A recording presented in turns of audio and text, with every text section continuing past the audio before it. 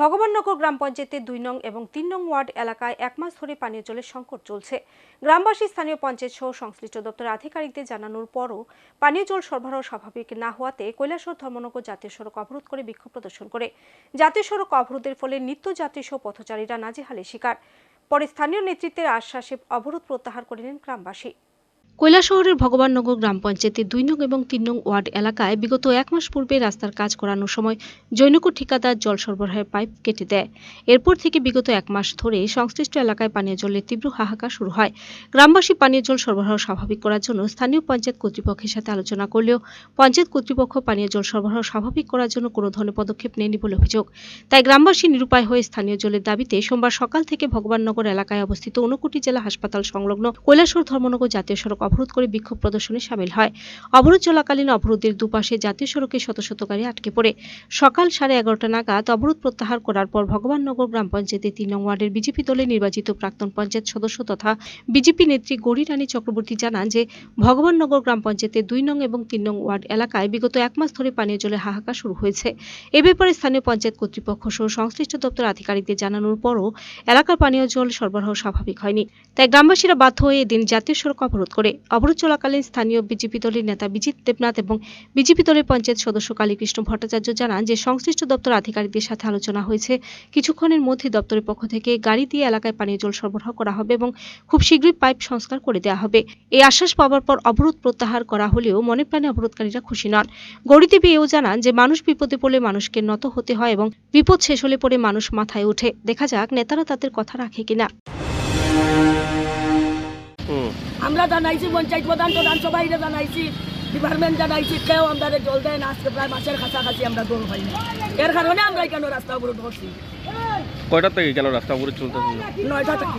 তখন আপনারা রাস্তা অবরোধ প্রত্যাহার করতেন, কি আশ্বাস পাইছেন যে এই ব্যাপারে? সভাপতি বিজিত দেবনাথ এবং সদস্য কালীকৃষ্ণ ভট্টাচার্য তারা বলছে এখন আমরা জল দিব। তো তারা আশ্বাসে আপনারা আজকাল রাস্তা অবরোধ করতেন, তো আপনারা তারা আশ্বাসে খুশি তো? যেন খুশি নাই আমরা শান্ত অবস্থা, তবু দেখি না মানুষের জবান কথা, বিপদ বললে নত হয় আর বিপদ উদ্ধার হইলে উঠে বাল মারি।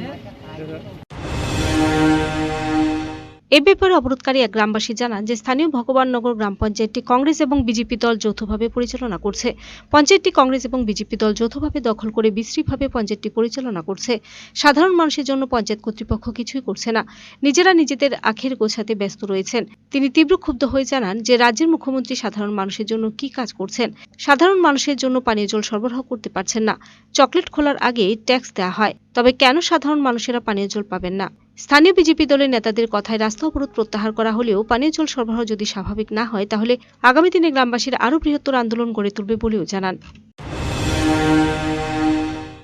রাস্তা অবরোধটা এই কারণে হয়েছে, ডিসিশন হওয়ার পর থাকি আমার মনে হইতেছে ডিডব্লিউএসর যে এসডিও বাবু তাই না হয়তো খুব ঘুষখোর হইব। কারণ হয়তো গাড়ির দরকার এখানে 20টা, এখানে হয়তো গাড়ি দিছে 10টা।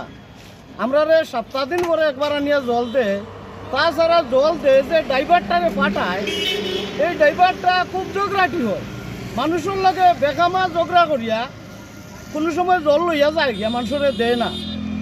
আমরা শিখি আনলি নেতা থাকি ধরিয়া 5 থেকে 10 থেকে নেতারে পর্যন্ত জানাইছি, কোনো কাজ হয় না, যার কারণে মানুষ আজকে না পারতে গিয়া রাস্তা অবরোধ করছে। জল না থাকে মুখ্যমন্ত্রীর গীতা এটা খেয়াল নাই, আমরা চকলেটটা চুলিয়া মুখটো করিবার আগে ট্যাক্স দেই, আর তাই না রাখালে কি তাই ইভিএমে জিতায় না মানুষে জিতায়? মানুষের কি দরকার আছে না নাই? মানুষের জল দিতে পারতেছে না এই সরকার, আর নটঙ্গিয়া পঞ্চায়েত বানাইছে বিজেপি আর কংগ্রেস মিলিয়া।